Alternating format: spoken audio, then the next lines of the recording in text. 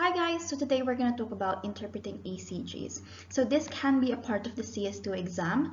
So I think we will get either a BLS or a first aid scenario, or otherwise we're going to get a question about ECG. So I want to go over this today. So this is going to be just a quick crash course into ECG. I'm not going to go into the specifics of everything. My goal today is for us to be able to recognize what some of these ECG patterns would look like, so that when we get presented some of these in the exams, we'll be able to recognize it quickly and tell the examiner what rhythm we can see and why we concluded that that's the rhythm that we were seeing. Okay, so there are a couple of things that we need to check before we perform an ECG on a patient. So firstly, we need to check the patient's name and date of birth, just to make sure that we're doing the ECG on the correct patient. We also need to check the indications. So why are we doing this ECG on this patient?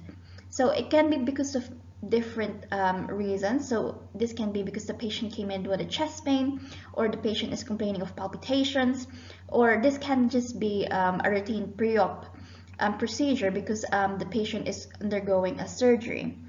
So we need to check as well if there have been any previous ECGs prior to this. Are there any subsequent ECGs or follow-up ECGs that we need to do after this one? If so, then we need to number this ECG if it's a part of a sequence or a series. We also need to check the calibration of the ECG device. So the paper speed should be it should move at the speed of 25 millimeters per second, and the height, it should be 10 small squares, or 10 millimeters should equal 1 millivolt. So we check this by looking at a reference wave thing on the ECG. So it looks like a rectangular wave, just like this one in the picture. And to check that the height is correct or calibrated is we simply just count or double check that the height of this wave is 10 millimeters or 10 small boxes. Now let's talk about the steps that we need to take to record an ECG. So firstly, we need to ask the patient to lie supine. That means flat on their back, but sometimes we can elevate the head of the bed just for their comfort. So for instance, some patients might have breathing difficulties when lying completely flat, so we can elevate the head of the bed up to 30 degrees if necessary. We need to make sure that their legs are not touching each other and their arms are not touching the body. We need to expose their chest and limb areas. We need to remove any metals. We need to shave their hair if necessary to allow the secure and proper placements of the ECG electrodes onto their skin. And then we need to attach the electrodes on their skin. We need to ask the patient to stay still, not speak, and to breathe normally. So once they're still, we can press record, and the ECG would then record the ECG trace. And this can either be printed out or it can be sent directly like electronically to the patient record. Now let's talk about the normal duration times of the waves or each of the component that we can see on the ECG trace. But before that, actually, let me just mention that one small square is equivalent to 0.04 seconds or 40 milliseconds. And one large square is equal to 0.2 seconds. So this is one large square right there. Yeah. So here actually, so this yellow box there, it's one large square. And each large square is made up of 5 small squares, like if you look horizontally. So one large square, it's equal to 0.2 seconds or 200 milliseconds. And one small square is equal to 0.04 seconds or 40 milliseconds, as shown here. Okay. So now we know that there's the P wave, the QRS complex, and then followed by the T wave. So the P wave is the atrial depolarization. So usually this is less than or equal to 0.12 0.12 seconds or 120 milliseconds. So that's equivalent to 3 small boxes. But for this video, actually, the duration of the P wave is not relevant because the rhythms that we're going to see, they don't concern the duration of the P wave. Some of them, they concern the morphology of the P wave, but not necessarily the duration. So you can forget that for now, but it's really important to keep that in mind for the other modules that use ECGs as well. And then this P wave is followed by the QRS complex. Actually, it's followed by this isoelectric line, which we call the PR interval, actually. So this isoelectric line represents a slight delay in the AV node, so that when the atria contract, there would be enough time for them to empty their blood content into the ventricle before the ventricle starts contracting. If there isn't that delay in the AV node, then that means that the atria and the ventricles would contract simultaneously, and that's going to be very inefficient in terms of pumping blood throughout, our bodies. So that's a very, very important point. So the PR interval, the normal duration is between 0.12 to 0.2 seconds, and that's equivalent to 3 to 5 small squares. And then this PR interval is followed by the QRS complex. So the QRS complex is the ventricular depolarization. So this, the normal duration for the QRS complex is between 0.08 to 0.12 seconds. So between 2 to 3 small squares. And then this complex is followed by the T wave. So the T wave represents ventricular repolarization. Again, in this ECG video, this is going to be irrelevant. We're not going to be talking about the T waves. So it's going to be quite simple for us because we're not caring so much about P wave duration and T wave duration. But these are the normal duration times, and let's just keep this in mind. So just a recap, the PR interval has to be between 3 and 5 small squares. The QRS complex has to be narrow, so between 2 and 3 small squares. And I think that's pretty much it that we need to remember for this video. So the first thing that we need to ask ourselves when we get presented an ECG trace is this rhythm regular or irregular? So a regular rhythm means that the distance between two R waves, so this is an R wave and this is another R wave. Sorry, I'm just using my, what do you call it, touchpad, so I'm not, the lines that I'm drawing are not going to be very precise, but regular rhythm means that the distance between two consecutive R waves are the same throughout the ECG trace. So the distance between here and there should be the same as the distance between there and there, okay? And that's the case for this first ECG trace that we see here. This is the first one, this one, okay? An irregular rhythm means that the distance between the RR intervals are not the same. So if you look at here, I'm just going to use this pointer actually. So if you look at here, so the distance between this R wave and this R wave is not the same as the distance between this R wave and that R wave, because this is obviously a lot bigger than the distance there, okay? So that's the first question that we need to ask ourselves. Is this rhythm regular or irregular? And we just do that by looking at the R waves. We can also use the P waves, but I like using the R waves because they're just more obvious to me, I think. So once we've identified whether it's a regular or irregular rhythm, the next thing that we need to do is to calculate the rate. So there are different formulas that we can use to calculate the rate. So the first one is dividing 300 by the number of big boxes between two consecutive R waves. So usually I find an R wave that is directly in line with like a thick line so that it's easier for me to count the big boxes, but in this case we don't have any.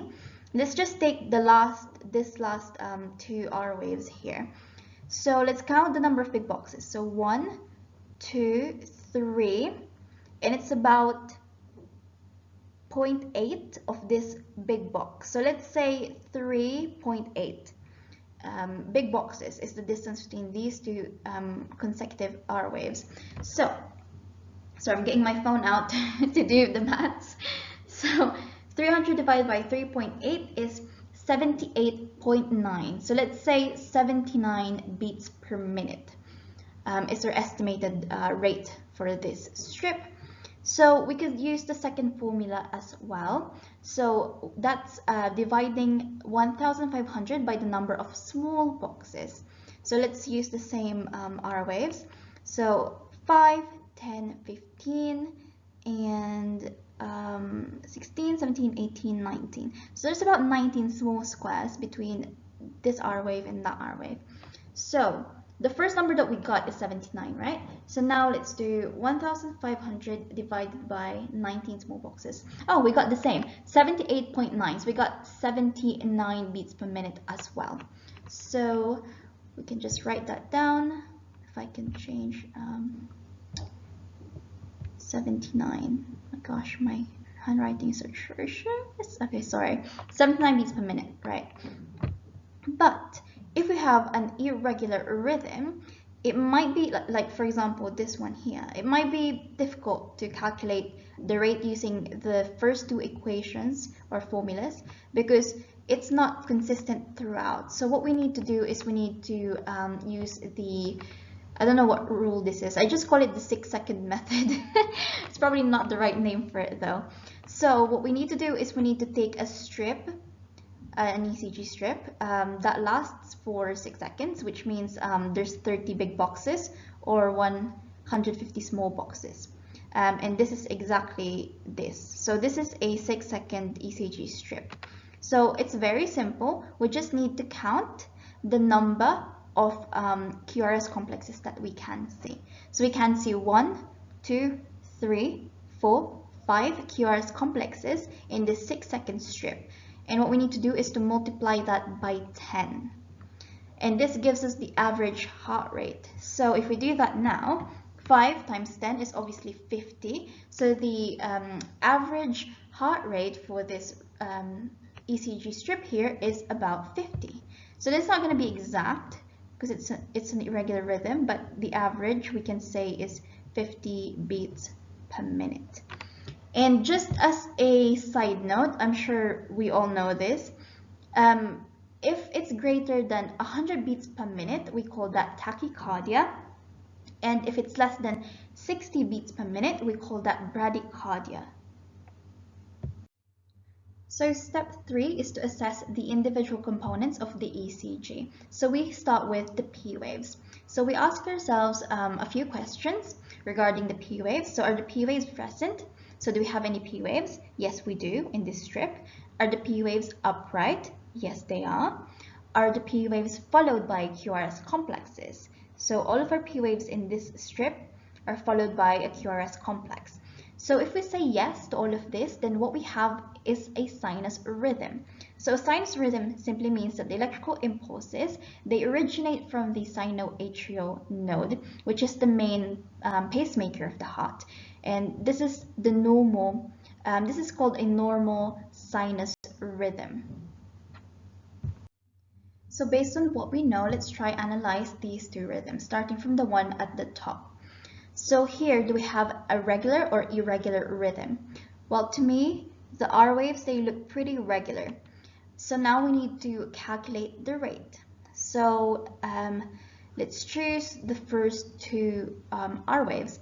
So we have 1, 2, 3, 4, 5 big box there, and 1, 2, 3, 4, 5. So about 5 small boxes. So that's about 6 big boxes in total. So using the first formula that we learned, 300 divided by the number of big boxes, we get 50 beats per minute.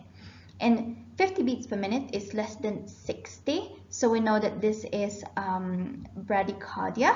But let's check if it's sinus rhythm. So we have P waves present. They're upright. And they're all followed by a QRS complex. So this is a sinus rhythm with a rate that's less than 60. So we call this sinus bradycardia. The second one, The all waves they look pretty regular to me. We need to calculate the rate. So the rate is about 2 big boxes. So 300 divided by 2 is 150, which is greater than 100 beats per minute. So this is tachycardia. And it's sinus rhythm because the P waves are present, they're upright, and they're all followed by a QRS complex. So this is called sinus tachycardia. So now let's talk about premature atrial complexes. So if we look at this strip, again, the first thing we need to do is determine if it's regular or irregular. It's irregular because the R waves are not the same distance throughout. The rate, it's not important to calculate it at this rate just to speed up this video, but in the exam we need to be able to calculate the rate. And there are P waves for each QRS complex, so we know that this is originating from the sinoatrial node. So what we can see is like this is a normal beat followed by another normal beat and a normal sinus beat and again normal beat. But then this one, this beat occurs, it happens like earlier, much earlier than expected, because if we trace this out, this distance from here to here is the same from that distance from here to here, and again same from here to here, but here it happens earlier because we expect the next beat to be around about here. So this is called a premature atrial complex. So in a premature atrial complex, we need to have upright P waves, because if the P waves are inverted, this is a premature junctional complex. Again, like I said, the beat comes earlier than expected. Also, we need to look at the P wave here. It appears different from the rest. So let me see if I can change again. Can I? Yeah, okay. So this P wave here looks so much different from the other P waves. So that's similar to this one, but it's very different from this one. Okay, so this is what we see in a premature atrial complex. So we have an irregular rhythm. Actually, the underlying rhythm is regular, except when it's disturbed by that premature beat. So if you see this to this to this is regular, but then that rhythm gets disrupted by this premature atrial beat. So now what we have here is atrial flutter. So if we look at the waves, they have identical intervals. So the rhythm is actually regular here, but we don't have any true P waves. We call these flutter waves. And this happens because of an atrial re-entry circuit. So a re-entry circuit in the atria that causes the atrium to depolarize at a very fast rate. So at the rate of 300 beats per minute. And because the atria are depolarizing really, really quickly, we lose that isoelectric line. So that gives us this classic sawtooth pattern that we see in atrial flutter.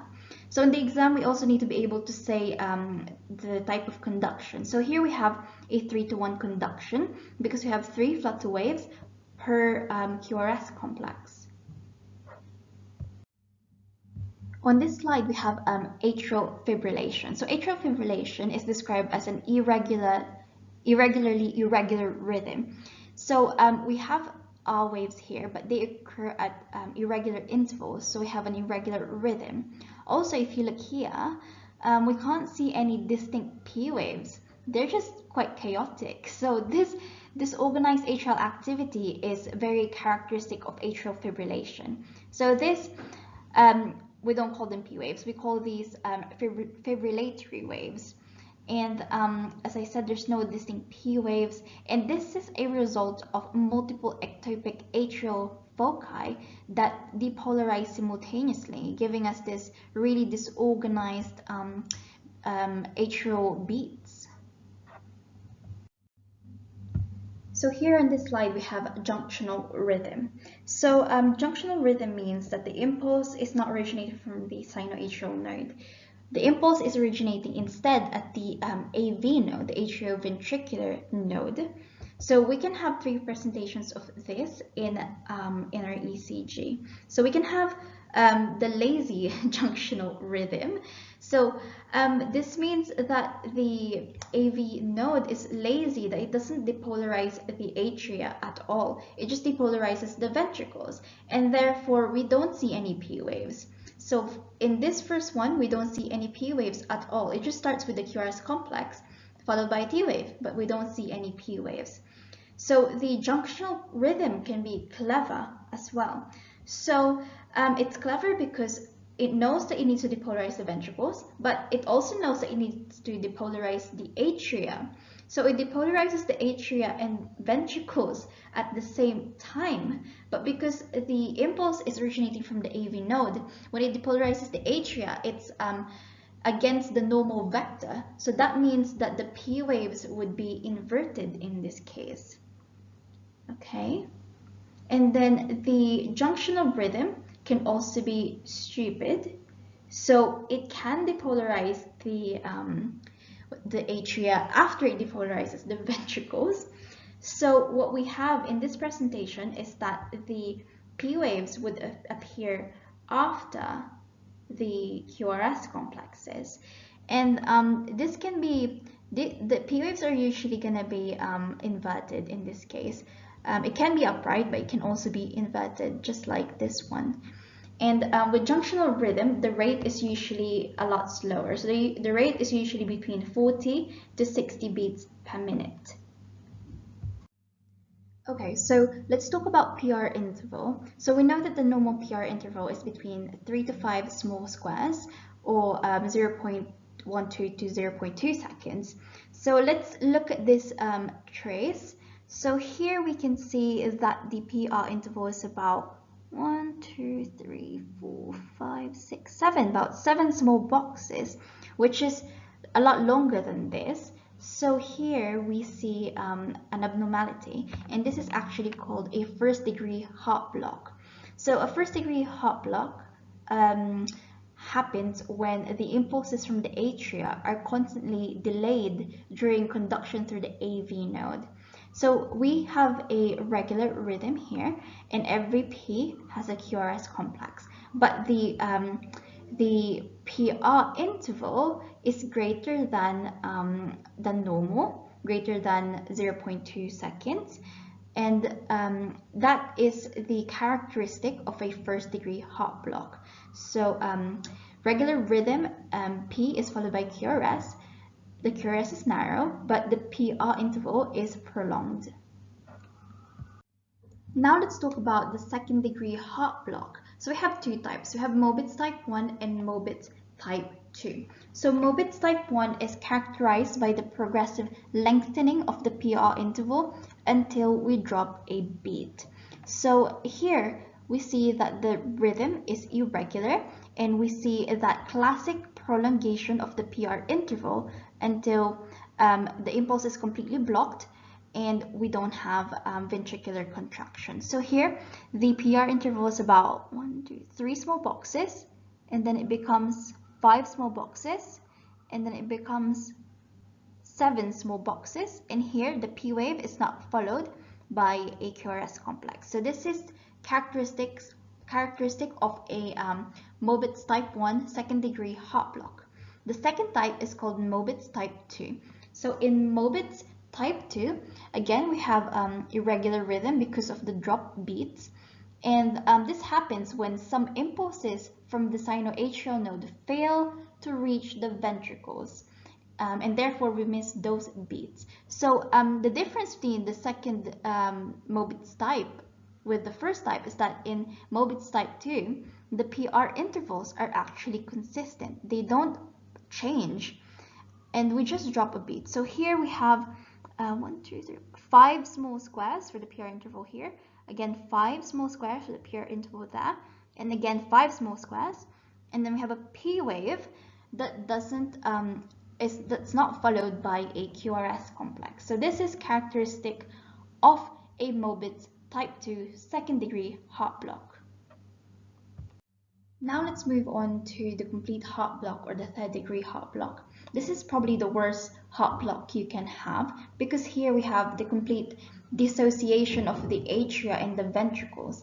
So if you see here, the atria, they actually conduct rhythm regularly, and so does the ventricles. So the distance between these two R waves are like consistent throughout. So they conduct, the atria and the ventricles, they conduct regular rhythms, but they do so independently of each other. So this is called a divorced heart actually. So the P waves happen at regular intervals, but they do not conduct through the ventricles. So we can trace out the atria here. So that's atrial conduction there. So they happen at regular intervals. And again, so does the ventricles. So the ventricles, they fall back to another focus. Either a junctional escape rhythm or a ventricular escape rhythm. So a complete heart block can have two presentations, either a complete heart block with junctional escape rhythm or a complete heart block with a ventricular escape rhythm. So I know that in this strip, this is a complete heart block with a junctional escape rhythm because the QRS are narrow, the QRS complexes are narrow, and the rate is gonna be between 40 to 60 beats per minute. So here we have 1, 2, 3, 4, 5, 6, 7 big boxes and 0.2. So 7.2 big boxes. So 300 divided by 7.2 is 41.6. So we have 42 beats per minute here. So it's a junctional escape rhythm. It's a complete heart block with junctional escape rhythm because the rate is 40 to 60 and it has narrow QRS. If, for example, the QRS complexes are wide or broad and the rate is between 20 to 40 beats per minute, then this is going to be a complete heart block with a ventricular escape rhythm. Moving on to ventricular tachycardia, which is a very important rhythm to recognize. So when we get presented this, we just need to be able to recognize that this pattern is ventricular tachycardia. So in ventricular tachycardia, the rate is usually between 120 and 250. And if it's greater than 250 beats per minute, then it's actually called ventricular flutter. Here we don't see any distinct P waves. The QRS, they look funny. So the QRS are wide and they are irregular in shape. So they are wide or they're broad QRS complexes as the rhythm originates from the ventricles. Another very, very important rhythm to recognize is ventricular fibrillation. So what we see here is we don't see any P waves, and therefore we can't calculate the PR interval. Also, the QRS complex, again, they look so strange and so funny. Like, they're broad with varying widths and height and rates as well. So they just look very, very chaotic.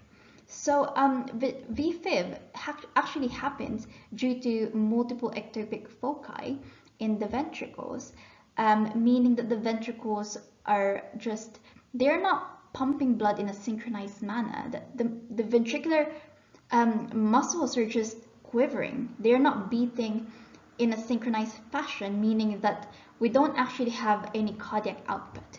And therefore, we're not going to sense a pulse in someone who's having ventricular fibrillation. So ventricular fibrillation requires defibrillation. So again, we'll just keep this, let's just try build a photographic memory of this rhythm because this is really, really important to recognize. Okay, so for the last part of this video, I want you guys to practice with me because I need to practice as well. We're all sitting the exams together, so let's practice together. So here we see a very disorganized atrial conduction. So we just need to recognize that this is actually atrial fibrillation. Okay. The next one we see, so we see P waves and they seem pretty regular. But let's just check the PR interval actually. Okay, here, so the PR interval is prolonged. So this is a first degree heart block. Let's see if I'm right. Yes, first degree heart block. The next one. Okay, this is the classic sawtooth pattern that we see in atrial flutter. So this is atrial flutter with 3-to-1 conduction because we have 3 flutter waves per QRS complex. Right? Moving on. Let's keep it going. So, sorry, my throat is so dry. I haven't drank water the whole day. So here we have ventricular tachycardia because of the broad QRS complexes. See? Okay. Here we have, right, so this is originating from the sinus atrial node because we have P waves before each QRS complexes. Let's see the PR interval. So here, 1, 2, 3, 4, let's say 3, and then 1, 2, 3, okay, sorry, 1, 2, 3, 4, 5, 5. Oh, so it's getting longer.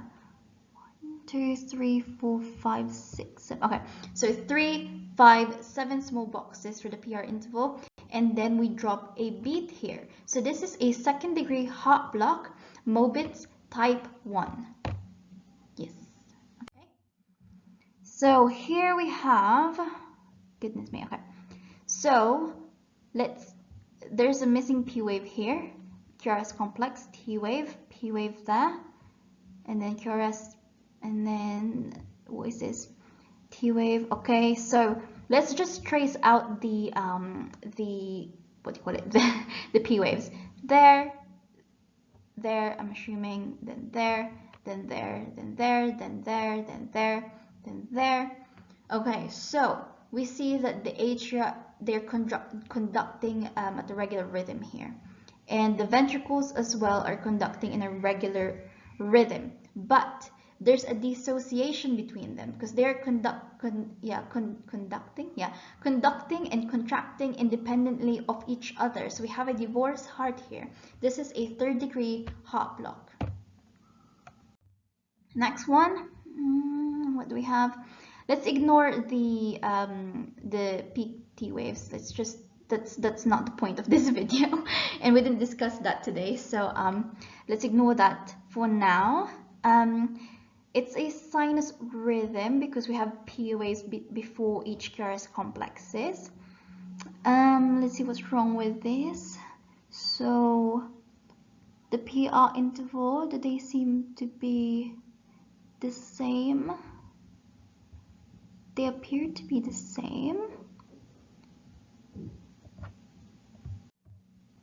Sorry guys, I lost you there because I was just talking on my own. Okay, so again, sinus rhythm because P waves followed by QRS.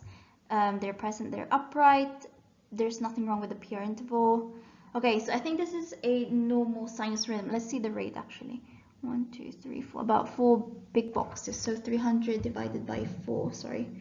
Need my calculator, I can't do this in my head. 300 divided by 4. 75. Okay, so this is a normal sinus rhythm for sure. Bingo. Next. Okay, so this it looks very chaotic. So this is actually ventricular fibrillation. In this one, let's see. So what we have here, the QRS are broad. There's P wave, then QRS, then P, then QRS, then okay. Oh, we drop a beat here. And then we drop another beat. Okay, the PR interval, 1, 2, 3, 4, 5. So 5 there, and 1, 2, 3, 4, so 5 there as well. So the PR interval is consistent, but we drop, actually we drop 2 beats here. So this is a second degree heart block because the PR interval, they don't get progressively long. So this is a second degree heart block type 2, so Mobitz type 2, second degree heart block. Sorry, I waffled there so much. Okay, so second degree heart block, Mobitz type 2, as we have PR interval that's consistent, but then we have dropped beats.